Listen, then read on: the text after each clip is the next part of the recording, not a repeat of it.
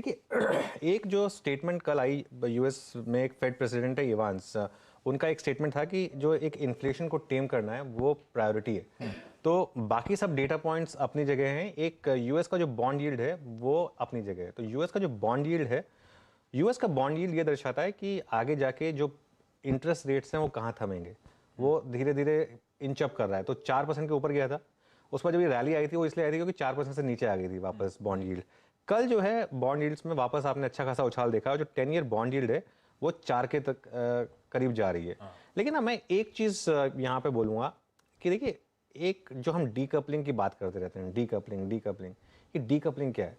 अब जो Jamie diamond साहब कह रहे हैं कि अगर यहाँ से यूएस मार्केट 20% गिरेगा, मान लो वो सही है, मान लो गिरता है यूएस मार्केट 20%, इसका मतलब ये नहीं कि हम 20% गिरेंगे। इस साल देख लीजिए यूएस मार्केट ने क्या किया और इंडियन मार्केट ने क्या किया है। यूएस मार्केट 52 वीक लो के काफ़ी करीब है, इंडियन मार्केट 52 वीक हाई के ज़्यादा करीब है बजाय के 52 वीक लो के करीब होने के। ये डीकपलिंग है। तो अगर यूएस मार्केट 20% गिरेगा तो ऐसा नहीं कि हम 20% रैली करेंगे, हम हो सकता है सिर्फ 2% गिरें या 5% गिरें और उसके बाद ज़्यादा रैली करें। और एक चीज़ मैं ग्लोबल क्यूज़ के बारे में बोलूँगा, एक बहुत ही इंपॉर्टेंट, मैंने बहुत इंटरेस्टिंग स्टडी देखी एक CLSA की, जिसमें उन्होंने कहा है कि जो कॉस्पी है, साउथ कोरिया का जो कॉस्पी इंडेक्स है डॉलर टर्म्स में, वो कहाँ आ गया पता है आपको?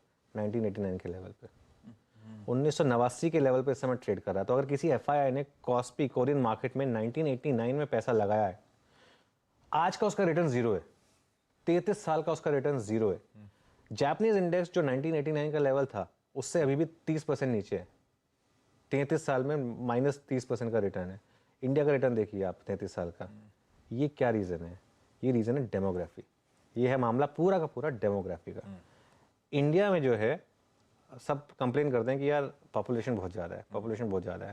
अरे पॉपुलेशन बहुत ज़्यादा है तभी तो हम इस पोजीशन में हैं, क्योंकि अब देखिए एक बहुत इंटरेस्टिंग कल एक आर्टिकल लिखा था स्वामीनाथन अय्यर ने कि सब कुछ छोड़ दीजिए, एक 8 अरबवां बच्चा पैदा होगा नवंबर में, और हो सकता है वो इंडियन हो, ठीक है, और इंडिया की पॉपुलेशन चाइना को ओवरटेक करेगी। उसके अपने प्रॉब्लम्स होते हैं। हाँ। लेकिन हमारी जो कंट्री है ना, हमारी कंट्री है बेबी बूमर कंट्री।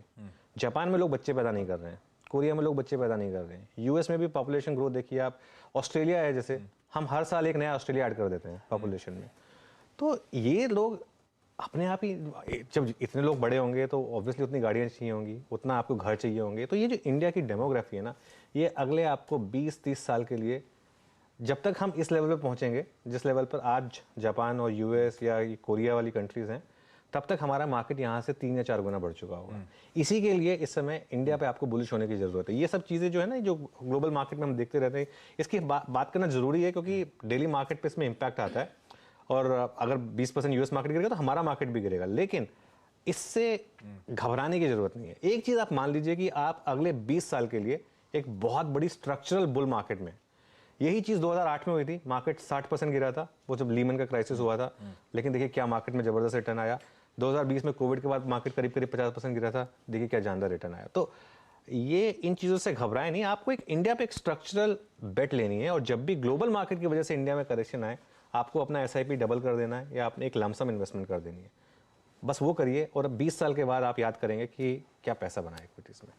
वाह, वो कहते हैं ना, हमको और मार्केट को जाना तो इवेंचुअली ऊपर ही है। तो भरोसा रखिए इंडिया की स्टोरी पे, इस डेमोग्राफिक डिविडेंड पे, और इवेंचुअली हम लगातार वो आउट परफॉर्मेंस शायद कंटिन्यूड दिखाएं।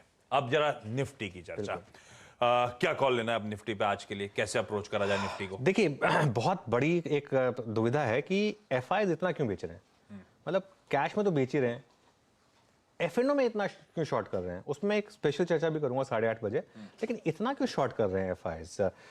कल जो है FIs ने 15,000 शॉर्ट्स ऐड किए हैं, नेट शॉर्ट्स, अगर आप लॉन्ग माइनस शॉर्ट करें 15,000 शॉर्ट ऐड किए हैं। वो जो FI की शॉर्टिंग है वो उनकी जो रिकॉर्ड हाई शॉर्टिंग है उसके करीब आ गई है। 1.1 लाख कॉन्ट्रैक्ट्स जो हैं उनके शॉर्ट है। 1.1 लाख कॉन्ट्रैक्ट शॉर्ट का मतलब होता है डॉलर टर्म्स में करीब करीब 1.5 बिलियन डॉलर की शॉर्ट बुक है। एक बार जरा ये जो ग्राफिक्स है वो आएंगे आपके सामने।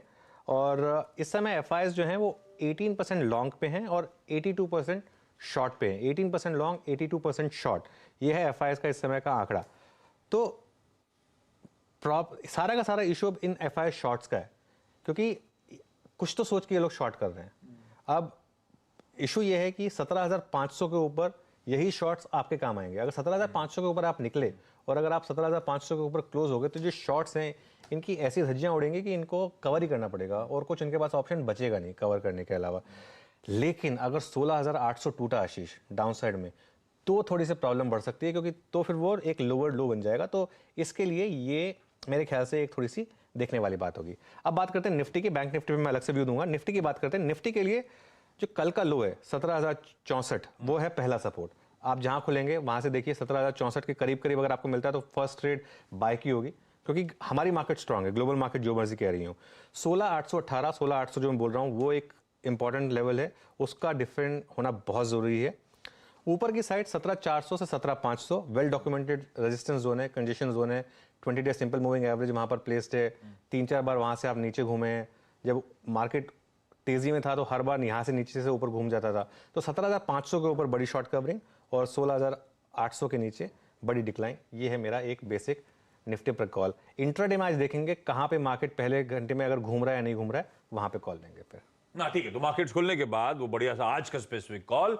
लेकिन ये इंपॉर्टेंट लेवल नीचे की तरफ कल का पहले तो वो लो 17,064 के आसपास का, उसके बाद 16,800 का वो बड़ा लेवल हो सकता है। ऊपर की तरफ 17,400 500 कंजेशन जोन बना हुआ है, वो शायद एक स्टिफ रेजिस्टेंस। और एक बार 17,500 कट गया तो बढ़िया शॉर्ट स्क्वीज का अपटिक। खैर वो जब होगा, जब उसके पास पहुंचेंगे तब उस पर चर्चा। लेकिन ये है आज के की लेवल्स जो हमको रखना है रेडार पे। निफ्टी बैंक कल निफ्टी बैंक में केवल 80-85 अंकों की कमजोरी के साथ क्लोज। एक समय ये निफ्टी बैंक ये लो से पता है कितना हुआ, 650 पॉइंट की बढ़िया सी रिकवरी। एक समय तो इन ग्रीन तक निफ्टी बैंक कामकाज कर रहा था। वो तब जब फ्राइडे को जॉब्स रिपोर्ट पे बहुत शार्प यूएस मार्केट्स में रिएक्शन देखने को मिल रहा था।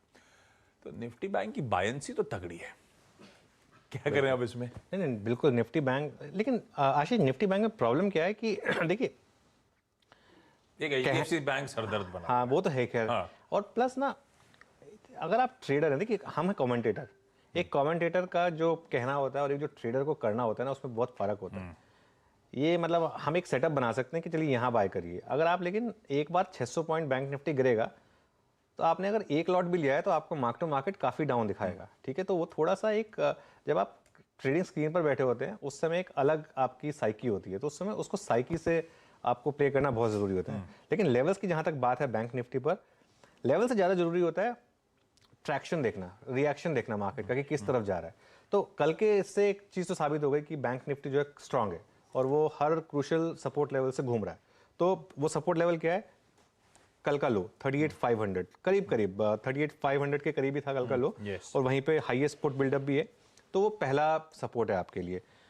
ऊपर के लेवल पर रेजिस्टेंस आएगी 39,315 पर, जो कल का हाई है। 39,315 पहला रेजिस्टेंस है। और आज थोड़ा सा फाइनेंशियल निफ्टी की एक्सपायरी भी है, वैसे उसमें काफ़ी वॉल्यूम होते हैं। एक बात ध्यान रखिएगा, हम थोड़ा सा उसको उस कॉन्ट्रैक्ट को हम ऐड करेंगे थोड़ा सा अगली बार से, उसमें काफ़ी वॉल्यूम होता है। और ट्यूसडे को एक्सपायरी होती है।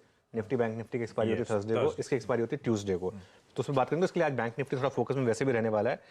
39,315 के ऊपर 20 डे मूविंग एवरेज आता है 39,715 पर, वो एक देखने वाली बात होगी। लेकिन बैंक निफ्टी में आपके लिए क्लियरली स्ट्रैटेजी है बाय ऑन डिप्स। निफ्टी में बोथ सेल ऑन रैली और बाय ऑन डिप्स दोनों काम कर रहा है। बैंक निफ्टी में आपको जो अपना एक टेम्पटेशन रखना है वो बाय ऑन डिप्स का ही रखना है। सेलिंग से अभी अवॉइड करें बैंक निफ्टी को, क्योंकि बैंक निफ्टी में अभी रिलेटिव स्ट्रेंथ काफ़ी है।